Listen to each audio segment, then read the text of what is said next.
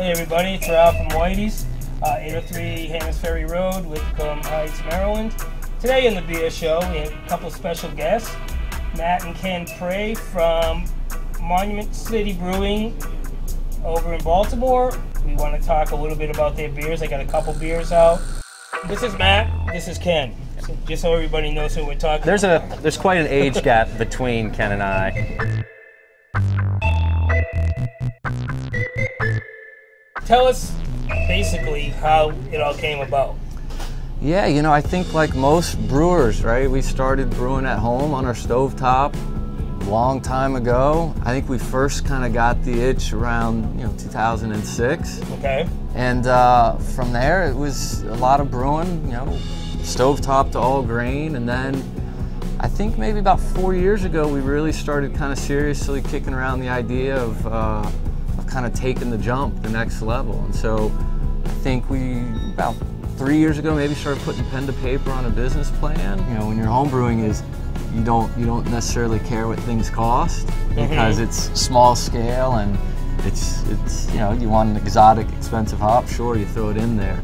So when you start to scale up for production at the volumes we do, some of that starts to play into your decision. What are you guys doing barrel-wise now? So we average probably around 65 barrels a month. Okay. Is our production right now.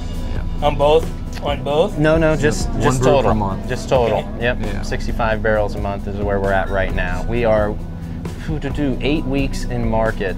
Okay. This past week, this past Monday. We've never spent so much time together. so close together, Yeah. interacting and discussing, and then even when it comes to just our beer, the 51 rye was actually Ken's brainchild. He was like, I want to do predominantly rye beer, and I was like, that much rye, it's going to be tricky, with the Stuck mash, all that good stuff. Yeah. And Ken really pushed for it, and we ended up, it becomes one of my favorite beers that we brew. Now you brew over in PB Heights, which is basically the old Natty Low plant from back in the day. So, and you share that space with a bunch of other brewers. Yeah, so Peabody Heights is, I think, they like the term, incubator brewery, right? So people like us that, really maybe can't raise the capital or have some concerns raising the capital, it gives us the ability to kind of get in there, build our brand, perfect our recipes while we look to kind of establish and build out at some point. I'm full-time, 7 days a week. I'm out and about. Right.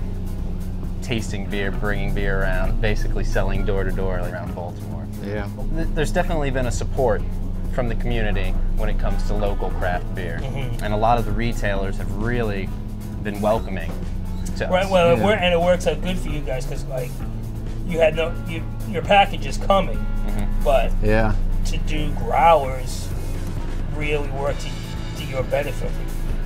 Yeah, well, it's just kind of the route we took. But yeah, I mean, like Matt said, the local businesses have been extremely supportive. The other brewers are always extremely supportive. It's really cool to see. It's cool to be part of kind of the community. And so, Baltimore supports Baltimore, and so that's been fantastic. It's a small community and a pretty tight knit community. Yeah. So let's talk about the beers specifically. We'll talk about the rye. How did it come about? Why did you go with the rye first? Yeah, so the rye is something that we've brewed for a lot of years, probably back to 2006.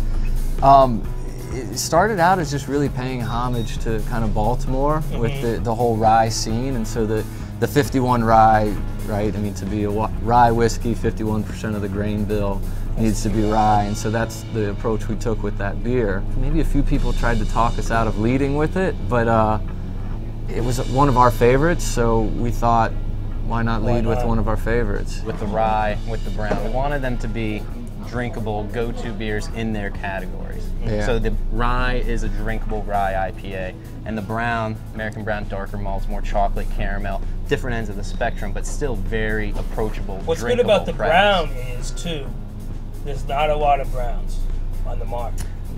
So it does set you apart that way because there's not a ton. And that was actually, I'd say, an accident. Yeah. we brewed the 2 beers that we liked most out of the beers we brew. Yeah. And then we kind of looked at the market and we're like, well, actually it fits well. The rye is kind of unique. There's not many rye beers in the market. And then the brown, there aren't many browns in the market. So it was kind of dumb luck. We kind of just fell into it. Yeah, the businessmen would probably look at us a little off because we didn't necessarily consider its place in the market when we brewed them. We were selfish. We brewed the beers that we liked the most. Up Well, front. but that's an easier way to, especially going door to door, to sell it too to people. You're going to be enthusiastic about something you really like.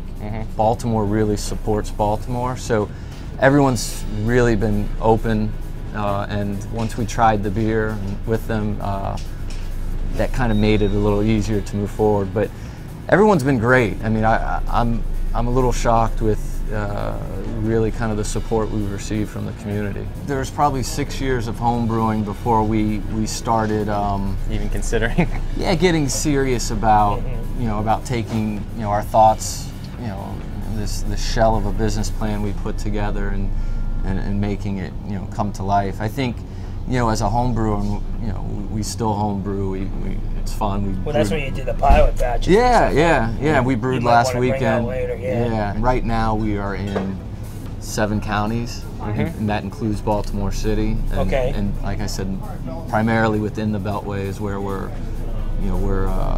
located. So, yeah, for us it's let's perfect these two recipes. I mean, there's with every brew you make a minor tweak until you get it exactly where you want it.